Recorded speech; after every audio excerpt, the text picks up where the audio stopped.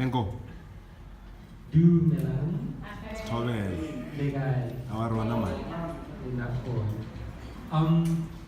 In the political space where I'm from, when we start an address, we usually begin by saying, Izuleti in Africa. Okay. Thanks to African Flavor and the Book Club for the invitation.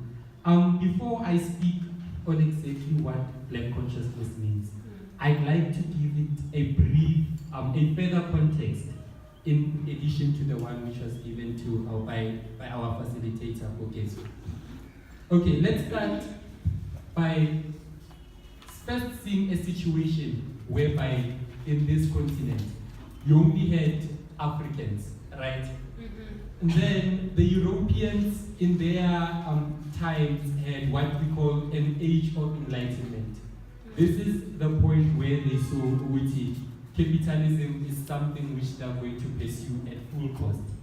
And so they looked at this continent of ours, which had a lot of minerals in abundance, which had also an opportunity through which they can take, they can expand their food production for their population, their side.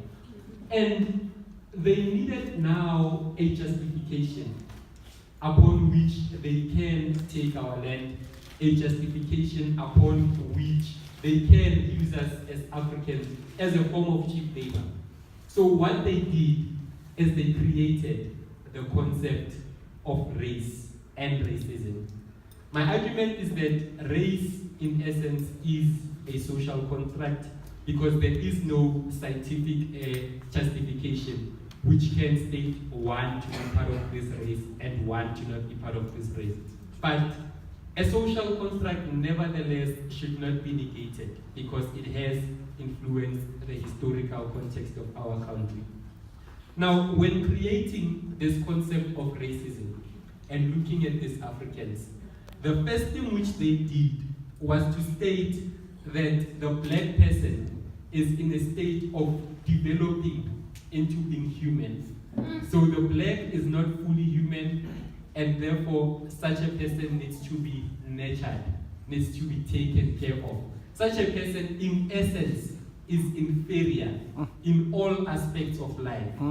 And thus, they used it as a means to say that we, the human beings, are the ones who have a right to have a dominion over any particular thing on this earth, including the land through which those fully developing monkeys are currently residing in. And so they came in here, they took the land, and they furthermore used this justification as a means through which we can be a source of cheap labor.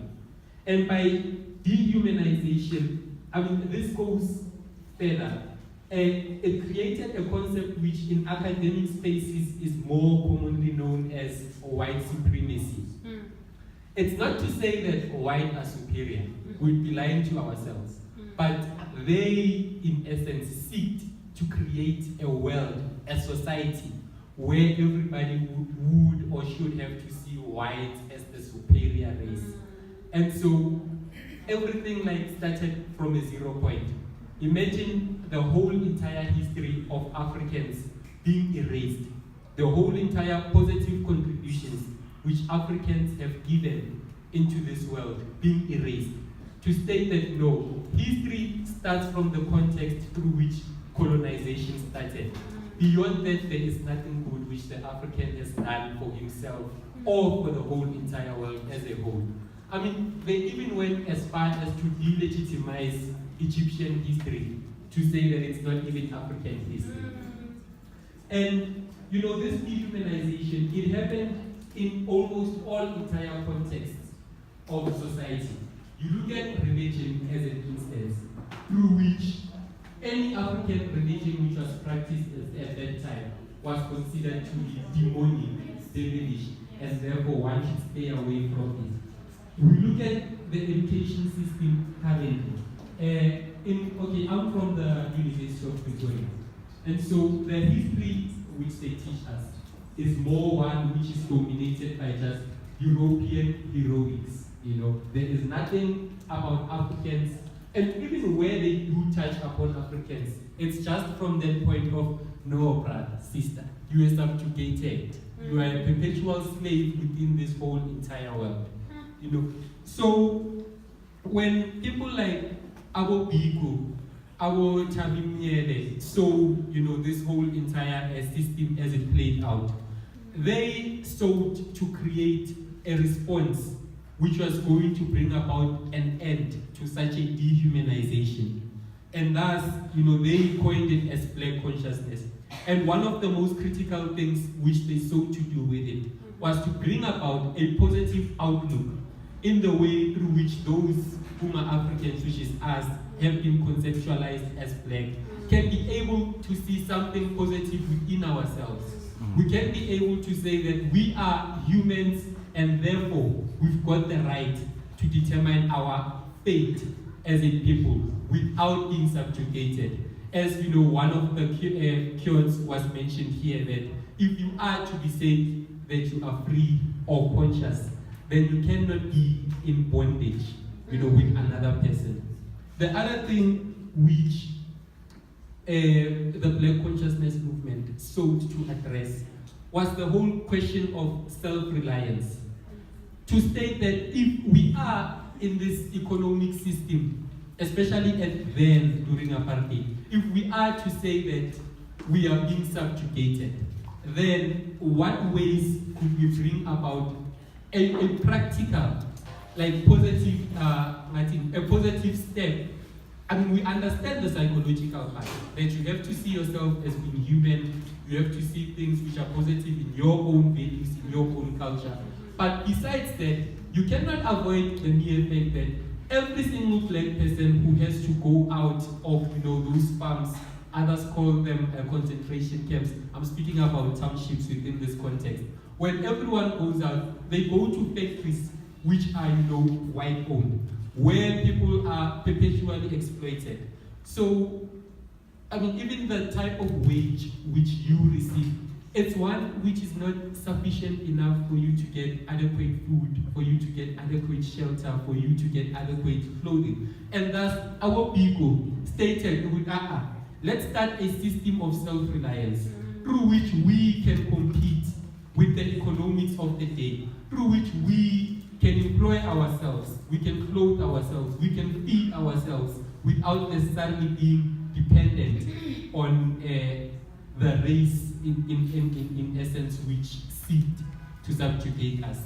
And just to sum it up, I think one critical question which we are facing in today's context is, Steve Biko stated that Black consciousness in essence is seeking for an egalitarian society. This in essence means a society where race plays no role at all. I shouldn't have to look at you and say, you are firstly Black and everything will come from there on, or you are white and everything will come from there on. If we are going to apply for a job or a position, let it be on the basis of merit and not skin color.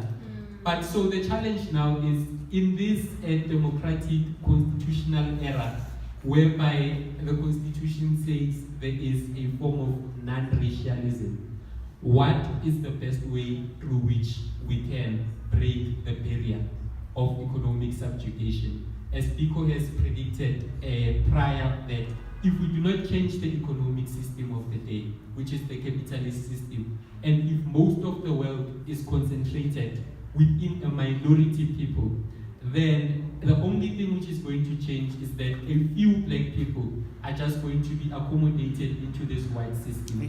And the majority of people are still going to remain as perpetual slaves within this economic system. So that is the challenge for us as the youth when we are here today, to state that we've got high levels of poverty, we've got high levels of people who are being exploited in the markets. So how do we break this whole entire issue? And I think in the next round, perhaps I'll also put in my contributions. I just don't want to spend more than enough time. So yeah.